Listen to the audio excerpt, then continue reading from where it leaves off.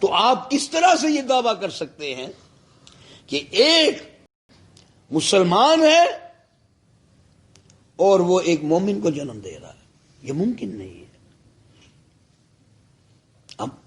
اب یہ کہہ سکتے ہیں کہ چلو مومن تو مومن کو جنم دے سکتا ہے، چلو مثال ہے کہ ایک مسلمان جو ہے وہ مومن کو نہیں جنم دے سکتا، مان لیا کہ مسلمان ہے، مومن نہیں بنا پیدائشی طور پہ پیدا کر سکتا، تو کیا ایک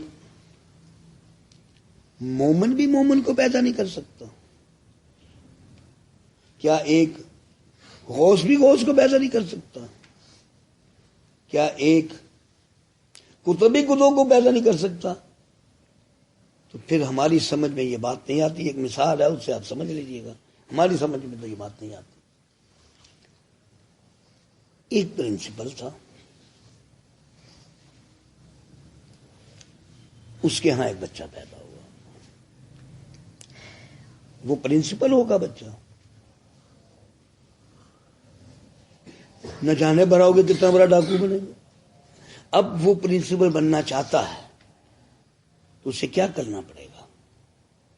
وہ جب تھوڑا سا بڑا ہوگا اپنے باپ کے ٹھاٹ پھاٹ دیکھے گا کہ جناب یہ اتنا بڑا شہر، اس میں اتنی بڑی یونیورسٹی، اس کے پرنسپل، وہ بڑی بات ہے۔ وہ ایک دن باپ بیٹھا ہوتا ہے تو بیٹا بھاگا بھاگا، ابو میں پرنسپل بنوں گا، ابو میں پرنسپل بنوں گا۔ کیوں؟ اس نے پرنسپل ٹھاٹ پھاٹ دیکھے، اپنے باپ کے ٹھاٹ پھاٹ دیکھے۔ اگر وہ اپنے باپ کو کہتا ہے تو باپ اسے پرنسپل بنا دے گا، بیٹا ہے بھائی، باپ کے پاس وہ کون سا اختیار ہے کہ جس سے اسے پرنسپل بنائے؟ باپ کے پاس ایسی کون سی گدر سنگھی ہے کہ بیٹا تو پرنسپل لگ جائے گا؟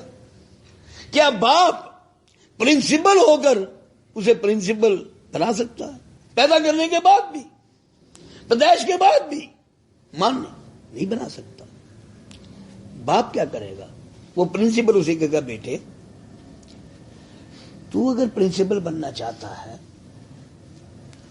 دبا کے محنت کر، پر صلاحیتیں آزما، اچھے نمبر لے، فرسٹ کلاس میں پاس ہوتا جا،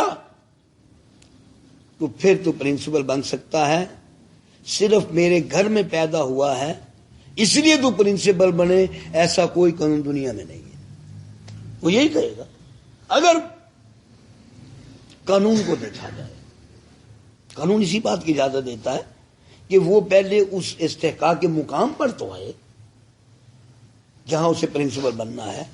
کسی کی پیدائش کسی کو یہ استحقاق دیتی ہے کہ وہ اس نسل سے ہے، لیکن کسی کو یہ استحقاق نہیں دیتی کہ وہ کردار اور عہدے کے ایک مقام پر ہے۔ یہ کسی کو نہیں۔ یہ ملوکیت ہوتی ہے، ملوکیت کی اجازت نہیں ہے اسلام میں۔ ملوکیت نہیں ہے کہ بادشاہ کا بیٹا پیدا ہو تو بادشاہ ہوگا۔ اگر حکمن ملوکیت کی اجازت اسلام میں نہیں ہے تو اس کا مطلب ہے کہ پیدائشی طور پر یہ راستہ بند کر دیا گیا کہ وہ بن سکتا ہے جو خود ہے۔ اب نسلاً بادشاہ بننے کے رواج ختم ہو گئے۔ اب ماڈرن سٹیٹس ہیں، ماڈرن سٹیٹ میں بادشاہ بننے کے لیے بڑے پاپر بیچنے پڑتے ہیں۔ وزیر اعظم چلا جائے تو ضروری نہیں کہ بیٹا وزیر اعظم بنے یا بیٹی وزیر اعظم، ضروری نہیں ہے۔ اسے بھی اگر بننا ہے تو ایک سٹرگل سے گزر کر ایک استحقاق کے مقام پر لانا پڑے گا آپ کو، اپنے آپ کو، پھر جا کر وہ اس سٹیج پر آتا ہے۔ اس ساری بحث کرنے کا مطلب یہ ہوا کہ نسل جو ہے اس سے نسلی تو پیدا ہو سکتا ہے کوئی انسان، کوئی مومن پیدا نہیں ہو سکتا۔